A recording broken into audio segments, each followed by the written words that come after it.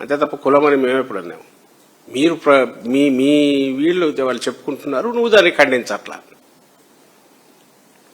ఏ తర్వాత నేను చెప్పదలుచుకుంది అంటే, to start with, Jaganmohan Reddy గారు ఈ రాష్ట్రంలో మనకున్న ఇప్పుడున్న సినారియోలో ఎవరు అవునన్నా కాదన్నా రెండు పార్టీలు ప్రధానంగా ఉన్నాయి. ఒకరు అధికారంలో ఉంటున్నారు, ఒకరు ప్రతిపక్షంలో ఉంటున్నారు. మిగిలిన పార్టీలు ఉన్నాయి. అయితే ఈసారి మూడు పార్టీలు కలిసి కూటమి ఎక్కడ ప్రభుత్వంలో ఉన్నాయి. మా పార్టీ వైఎస్ఆర్ కాంగ్రెస్ పార్టీ, జగన్మోహన్ రెడ్డి గారి పార్టీ 40% ఓట్లు తీసుకుని ప్రతిపక్షంలో ఉన్నాం. ఇది ఎందుకు చెప్తున్నానంటే, వైఎస్ఆర్ కాంగ్రెస్ పార్టీ మాట్లాడినా, తెలుగుదేశం పార్టీ మాట్లాడినా దట్ హ్యాజ్ రెలవెన్స్, ఖచ్చితంగా ఉంటుంది. ఎందుకంటే ప్రధాన పార్టీలు, అధికారంలోకి రాగలిగిన పార్టీలు, వచ్చే అవకాశం ఉండి వాళ్ళ విజన్ ఇంప్లిమెంట్ చేయగలిగిన పార్టీలు. అట్లే జగన్మోహన్ రెడ్డి గారు, చంద్రబాబు నాయుడు గారు, వాళ్ళు ఏది మాట్లాడినా దానికి వాల్యూ ఉంటుంది. ఇప్పుడు రాష్ట్రం మొత్తం, అలాగే పక్క రాష్ట్రాలు కావచ్చు, ఎవరైనా సరే ఆంధ్రప్రదేశ్ పరిశీలిస్తున్న వాళ్ళైనా జగన్మోహన్ రెడ్డి గారు మాట్లాడింది విన్నారు, అమరావతికి సంబంధించి చంద్రబాబు నాయుడు గారు మాట్లాడింది విన్నారు. ఇందులో క్లారిటీ ఆఫ్ థాట్ ఇద్దరికీ ఉంది.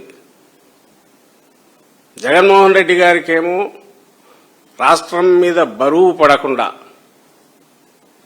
ప్రజలకు గుదిబండ కాకుండా 5 కోట్ల మంది ప్రజలకు, రాష్ట్రానికి ఒక మంచి గ్రోత్ ఇంజన్ లాంటి క్యాపిటల్ కావాలి, ఎకనామిక్ పవర్ హౌస్ కావాలి. ఇది ఇతర నగరాలతో అతి తక్కువ సమయంలో పోటీ పడగలిగిన సామర్థ్యం దీనికి రావాలి. ఇందులో ఏమైనా తేడా ఉందా? రాష్ట్రం విడిపోయిన తర్వాత ఓట్ల పరంగానే కాదు, సీట్ల పరంగా కూడా పెద్ద ప్రతిపక్షంగా 67 సీట్లతో గెలిచిన రోజు ఆయన అదే చెప్పాడు. ఏమని చెప్పాడు జగన్మోహన్ రెడ్డి గారు? 30,000 ఎకరాల పైగా ప్రభుత్వ భూమి, ప్రభుత్వము, నాట్ రైతుల భూములు కొట్టమని కాదు, రైతులను ముంచి తీసుకోమని కాదు, ప్రభుత్వ భూమి ఉండాలి అన్నాడు. చంద్రబాబు నాయుడు గారు కన్వీనియంట్ గా ప్రభుత్వాన్ని తీసేస్తాడు. నువ్వేన్నావు కదా 30,000 ఎకరాలు అంటాడు. జగన్మోహన్ రెడ్డి గారు ఎందుకన్నారు అంటే, క్యాపిటల్ అనేది ఇంక్లూజివ్ క్యాపిటల్ కావాలంటే, అఫోర్డబిలిటీ ఉండాలంటే, మిడిల్ క్లాస్ కానీ, లోయర్ మిడిల్ క్లాస్ కానీ, ఉపాధికి అక్కడికి వచ్చేవాళ్ళు ఉండడానికి కానీ, ఉద్యోగ అవకాశాలకు అన్ని రకాల వాళ్ళు ఉండడానికి కానీ, ఇది మొత్తం క్లాస్ వీళ్ళు ఎలీట్ కాదు, ఫైనాన్షియలీ వెల్దీ పీపుల్కి ఒకరికే కాదు, అందరూ ఉండగలిగిన నగరం ఉన్నప్పుడు అది సజీవ నగరంగా ఉంటుంది. కాబట్టి ఇది చేయడానికి అవసరమైన ఖర్చు, ఆ బరువు ప్రజల మీద పడకూడదు అనేది ఆయన ఆలోచన. ఆ ఉద్దేశంతో ఇప్పుడు మేము ప్రతిపక్షంలో ఉన్నాం, అవకాశం మీకుంది కాబట్టి ఇది దృష్టిలో పెట్టుకొని పెట్టండి అన్నారు. అయ్యా మేము ఇక్కడని చంద్రబాబు నాయుడు గారు అన్నారు. ఓకే అని 2019 ఎన్నికలకు ముందే రిపీటెడ్ గా చెప్తున్నాం.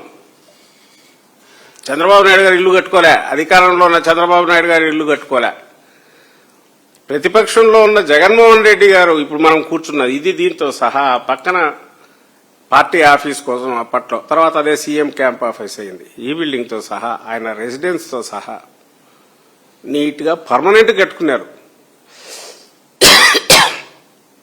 చంద్రబాబు నాయుడు గారు చేయలే, ఈయన చేశాడు జగన్మోహన్ రెడ్డి గారు. ఎందుకంటే చంద్రబాబు నాయుడు గారికి అవకాశం వచ్చింది, ఆయన ఒక క్యాపిటల్ ఇక్కడ నిర్మిస్తున్నాను, వెల్ మంచిదే, మనం ఒక రాజధాని, ఇది పార్ట్ ఆఫ్ ఎంటైర్ స్టేట్ దీంట్లో ఉంది, ఓకే అని చెప్పి వచ్చారు. నువ్వేం చేశావు? ఒక రియల్ ఎస్టేట్ చేతిలో పైసా లేకుండా రైతుల పొలాలే పెట్టుబడిగా తీసుకొని బయట ఎక్కడన్నా ఫైనాన్షియల్ ఇన్స్టిట్యూషన్స్ డబ్బులు తెచ్చి వాళ్ళ జుట్లు ముడేసి అక్కడ వచ్చి కన్స్ట్రక్షన్ చేసిన తర్వాత అమ్మి వచ్చిన డబ్బులతో వీళ్ళు సర్ది లాభం జోబులో వేసుకునే ఒక real estate bogus real estate వ్యాపారిలాగా. దానికి ఎగ్జాంపుల్స్ ఉన్నాయి మనకు హైదరాబాద్లోనే, పేరు అనవసరం. ఒకటి ఇట్లాంటి రియల్ ఎస్టేట్ ఇది కంపెనీ నాకు తెలిసి అయితే 150 ఎకరాలు 200 ఎకరాలు రైతులందరితో రాయించుకుని ఫైనాన్షియల్ టైఅప్ చేసి గోడలు లేచినాయి. ఆ తర్వాత ఏం చేయాలని అర్థం కదా, రకరకాల కారణాలు. ఎందుకంటే సైకిల్ ఒకసారి కొంచెం ఈలోగా కొనేవాళ్ళు ముందుకు రాకపోతే సైకిల్ ఆగిపోతుంది. దాంతో చేతులు ఎత్తేసారు, రైతులు ఇరుక్కుపోయినారు. అయితే అక్కడ ప్రైవేటు వాడు రాష్ట్ర ఖజానా లేదు కాబట్టి అదేదో ఫైనాన్షియల్ ఇన్స్టిట్యూషన్స్ వాళ్ళు లిటిగేషన్లు కింద మీద పడతారు.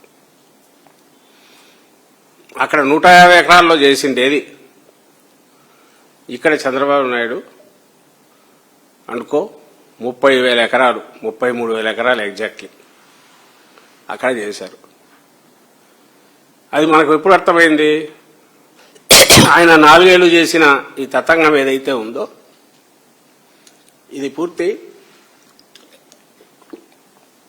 ఆయన దిగిపోయాక మేము వచ్చాక జగన్మోహన్ రెడ్డి గారు చూస్తుంటే ఇది మొత్తం దోపిడీకి ఒక పెద్ద ఇది వేసుకున్నాడు, పర్మనెంట్ దీని ఏదైనా అర్థమైంది. ఇంకా దీంట్లో అన్ని రకాలుగా ఇన్సైడర్ ట్రేడింగ్ లాగా ఇవి చేయడం, ల్యాండ్స్ కొని ఇంకో దగ్గరికి అమ్మి కొంతమంది బాగుపడడం, అసైన్ ల్యాండ్స్ అన్ని తీసుకుని వీళ్ళు ప్లాట్లు తీసుకోవడం,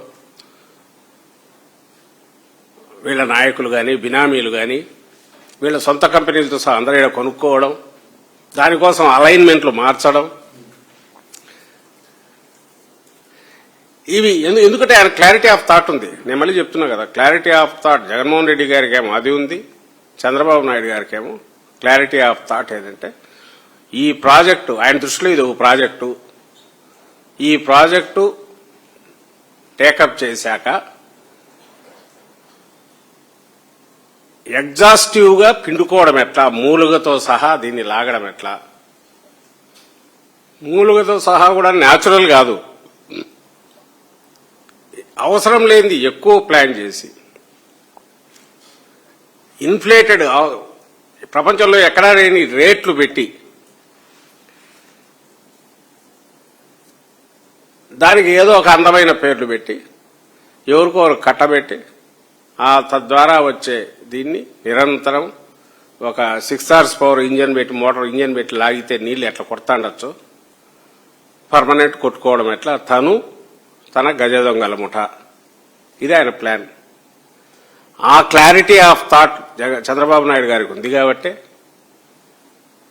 2014లో వచ్చిన దగ్గర ఆయన వైజాగ్ అనుకోలే, పోనీ విజయవాడ ఈ పక్కన అనుకోలే, హైవే పానుకోవడం నూజివీడు దగ్గర అక్కడ అనుకోలే, ఇటు ఇబ్రహీంపట్నం అటు పోలే, వెతికి వెతికి వెతికి వెతికి ఆ మాయాబజార్ లాగా సరి వేసి అటు ఇటు ఎటు కానీ ఒక పచ్చటి అద్భుతమైన అన్ని రకాల పంటలు ఇస్తూ అక్కడ కౌలుకు తీసుకున్న అంటే వ్యవసాయ కూలీలు వాళ్ళు మేస్త్రి పని చేసుకుంటూ కౌలుకు తీసుకున్న వాళ్ళకే సంవత్సరానికి 3-4 లక్షల ఆదాయం వచ్చేంత రెవెన్యూ క్రియేట్ చేసిన ల్యాండ్,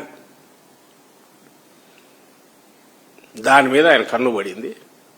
అప్పుడే ఎక్కడైతే నిన్న ఆయన మాటల్లో చెప్పాలంటే 1200 కిలోమీటర్ల రోడ్లు ఇంటర్నల్ రోడ్లు వేయచ్చు, 3000 కిలోమీటర్లు ఇంకోటేదో వేయచ్చు, ఎంత పైకి పోతే కిందికి ఎంత పోవచ్చు. ఎందుకంటే పైల్ ఫౌండేషన్ రివర్ పక్కన కదా, ఆ టైంలో ఊరే నీళ్ళన్నిటి తోడడానికి 100,000 కోట్లు ఖర్చు పెట్టచ్చు. అది 5 అంతస్తులు 10 అంతస్తులో కొడితే ఆదాయం రాదు కాబట్టి 100 అంతస్తులు పెట్టుకోవచ్చు. ఏమన్నా అడిగితే బూర్జ్ ఖలీఫాతో పోటీ పడుతుందని చెప్పచ్చు. ది మోర్ ది యాక్టివిటీ ఎక్కువ స్వాహా చేయడానికి ఎంత స్టేటు దీనికి ఏముంది, పొతట్టది లాగొచ్చు, కాకపోతే వడ్డీలు ఎక్కువ పే చేయొచ్చు.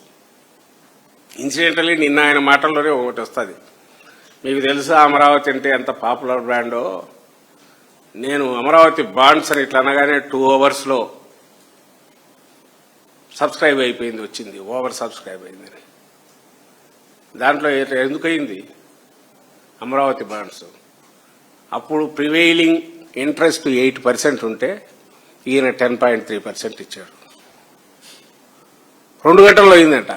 నేను అడిగినా ఎవరో ఫైనాన్షియల్ వాళ్ళు మా టైంలో ఫైనాన్షియల్ ఇది చూస్తున్న వాళ్ళని అడిగితే ఏదైనా అంతే, గంట కొట్టినాక 2 కాబట్టి మ్యాక్సిమం 3 గంటలు అయితే అవుతుంది, లేకపోతే లేదు. అదేం రోజుల తరబడి సబ్స్క్రైబ్ అయ్యే షేర్ మార్కెట్ ఇది కాదు. మీటర్ నొక్కగానే వస్తుంది, కడితే కడతారు, లేవట్లేదు.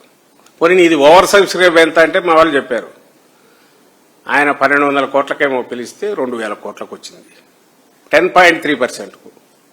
మరి మా హయాంలో జగన్మోహన్ రెడ్డి గారు కూడా పిలిచారు, మాది 2000 కోట్లకు పిలిస్తే 8000 కోట్లకు వచ్చింది, తక్కువ పర్సెంటేజ్ ఆఫ్ దీంతో, ప్రివైలింగ్ దానికంటే తక్కువ దీంతో. మరి ఆయన ఘనంగా చెప్తున్నాడు. ఇవన్నీ ఎందుకు తెలుస్తాయి ఎవరికైనా? అవునే బాబు నిజంగా వచ్చింది అమరావతి బ్రాండ్ అని అనుకుంటారు. చాలా అంతే, అయిపోయాయి, సినిమా అయిపోయారు. ఇంకా తర్వాత మళ్ళీ ఇది అవుతుంది. ఎస్, నిజంగానే సినిమా అయితే బాగానే ఉండేది, కానీ అప్పు మొత్తం రాష్ట్రం మోయాలనే, మనం మోయాల. అందులో అమరావతి కూడా ఉంది, ఆ 29 గ్రామాలు కూడా వాళ్ళు ఉన్నారు. అందులో ఈ ప్రాంతం ఉంది, ఆ ప్రాంతం రాయలసీమ ఉంది, ఇటు ఉత్తరాంధ్ర, అందరూ మోయాల. ఈయనేమో తనకు బాధ్యత లేకపోయా, ఎందుకంటే 2047 చెప్తున్నాడు. ఇప్పుడు ఎవరు నన్ను అడగొద్దు, ఇది నిరంతర ప్రక్రియ. 2047కు టార్గెట్, అప్పుడు అడగండి కావాలంటే. మీకేమైనా తమాషాగా ఉందా? 2 ఏళ్లలో అంటే ఎట్లా అనుకుంటున్నారు క్యాపిటల్? నేను ఆ రోజు పునాది వేస్తే సైబరాబాద్ ఈ రోజు కుంగా అవుతుంది. ఓ పక్క నువ్వేనేమో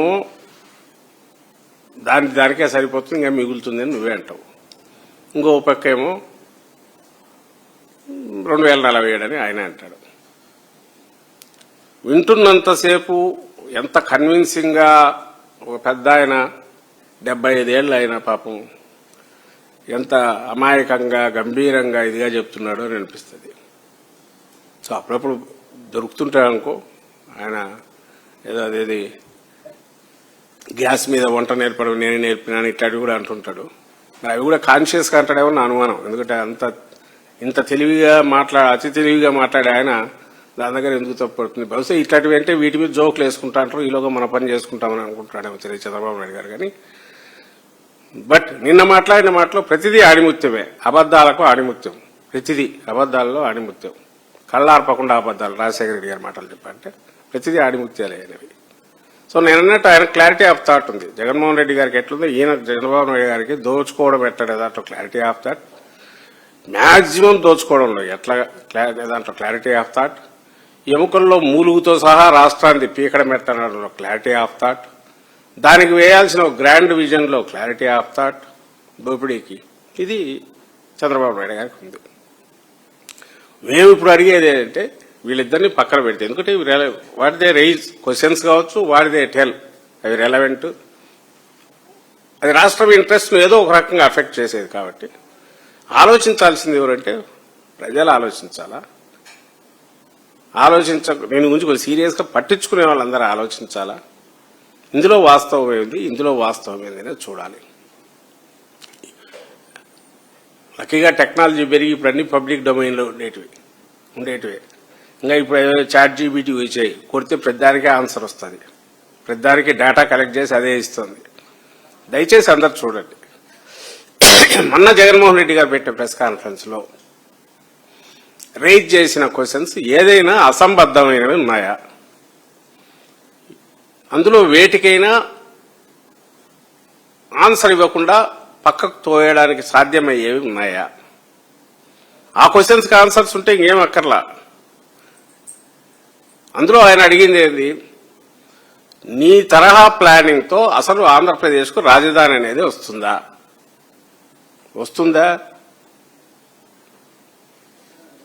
రాజధాని అంటే 3 బిల్డింగులే అయితే రావచ్చు, అట్ ది కాస్ట్ ఆఫ్ ఇప్పుడే ఆయన ఇచ్చిన ప్రాజెక్టుల ప్రకారం 50,000 కోట్లు, ఇంకొక 50,000 కోట్లు, 1,00,000 కోట్లు, 1,50,000 కోట్లు బిల్డింగ్లు అయితే ఒకటి. ఈ రాజధాని కోసం నువ్వు పెట్టే 1,00,000 కోట్లు ఆయన లెక్క ప్రకారం 1,00,000 కోట్లు, మళ్ళీ ఇప్పుడు 50,000 ఎకరాలు కన్నా రైతుల దగ్గర తీసుకుంటే 2,00,000 కోట్లు. అది ఖర్చు పెట్టడానికి ఒక 10 ఏళ్ళు ఎంతో ఇదంతా అయిన తర్వాత ఆ తర్వాత జనం వచ్చి అక్కడ ఉండి వాళ్ళ యాక్టివిటీ పెరిగి ఉద్యోగాల కల్పన ఏదో జరిగి ఉద్యోగాల కల్పనకు కావాల్సిన సమ్ ఇండస్ట్రీ లాంటివి ఏవో వచ్చి ఒక సజీవ నగరంగా మారడానికి ఎంత టైం పడుతుంది, అంతవరకు ఎట్లా చేస్తావు? ఆయనకు ఈ క్వశ్చన్లకు ఆన్సర్ ఆయన సెల్ఫ్ ఫైనాన్సింగ్ అంటున్నాడు. మరి ఆ సెల్ఫ్ ఫైనాన్సింగ్ అనేది ఎట్లా అనేది చెప్పమంటే చెప్పలే. నిన్న చెప్పాడు అది కూడా లేదు అని, అది కూడా ఇప్పట్లో లేదు అని. మీరు విన్నారు లేదు, మళ్ళీ వినండి అని అందరికీ చెప్తున్నా. నిన్న చంద్రబాబు నాయుడు గారు మాట్లాడిన వాటిలో ఇది ఉంది, అందరూ వినండి, చదువుకున్న వాళ్ళు కానీ మీడియా వాళ్ళతో సహా విజ్ఞప్తి చేస్తున్నాం. ఏమంటాడు అందులో? అక్కడ మనం చేసే యాక్టివిటీ ద్వారా దానికి ట్యాక్సులు పే చేస్తారు కదా, దాని ద్వారా వచ్చే ఆదాయము అది ఆదాయం కాదా, అది ఫైనాన్సింగ్, సెల్ఫ్ ఫైనాన్సింగ్ అనేది ఒక మాట అన్నాడు. అక్కడ చేసే ఖర్చు ఎవరు చేసేది? అక్కడ ఉన్నవాళ్లు ఖర్చు చేసి దాంట్లో ఆదాయం వస్తే అది ప్రభుత్వానికి వచ్చేది. కానీ ప్రభుత్వం అప్పు చేసి నువ్వు అక్కడ బిల్డింగ్లు కట్టి ఒకవేళ దానికి ఏదన్నా ఆ బిల్డింగ్ కన్స్ట్రక్షన్ లో వాడే మెటీరియల్ మీద ట్యాక్సులు తీసుకొని 15% అంటే 15 ఎంతో వేసుకుంటే పోనీ 15% అనుకుందాం. అంటే నువ్వు 1,00,000 కోట్లు ఖర్చు పెడితే 15,000 కోట్లు నీకు వస్తుంది. అది కూడా రైతులు మొత్తం మర్చిపోయినా, అది కూడా రైతులు, అది చెప్పలేను నేను, అతను నేను మర్చిపోయినా. 10,00,000 కోట్లు ఖర్చు పెడితే 15,000 కోట్లు వస్తుంది. అసలు ఫస్ట్ థింగ్ ప్రజల సొమ్ము, ఖజానాది, రాష్ట్రం సొమ్ము, నీది పర్సనల్ హెరిటేజ్ది కాదు, నీ జోబులోది కాదు. నువ్వు 1,00,000 కోట్లు ఖర్చు పెట్టి దాంట్లో 15,000 కోట్లు తెచ్చుకునే గవర్నమెంట్కి ఆదాయం అని అంటే దాన్ని ఏమనాలా? బైది ఆయన MA economics, PhD scholar, I think PhD వచ్చినట్టుందో మరి మధ్యలో డిస్కంటిన్యూ తెలియదు, కానీ పిహెచ్డి అయితే చేసేవాడు. అప్పుడు స్టూడెంట్ లో ఒక సెక్షన్ గ్రూప్ ఈయన లీడ్ చేసేవాడు, క్యాస్ట్ గ్రూప్ లీడ్ చేసేటప్పుడు అక్కడ ఉన్నప్పుడు ఎంఏ పిహెచ్డి చేస్తున్నాడు ఎకనామిక్స్ చంద్రబాబు నాయుడు గారు.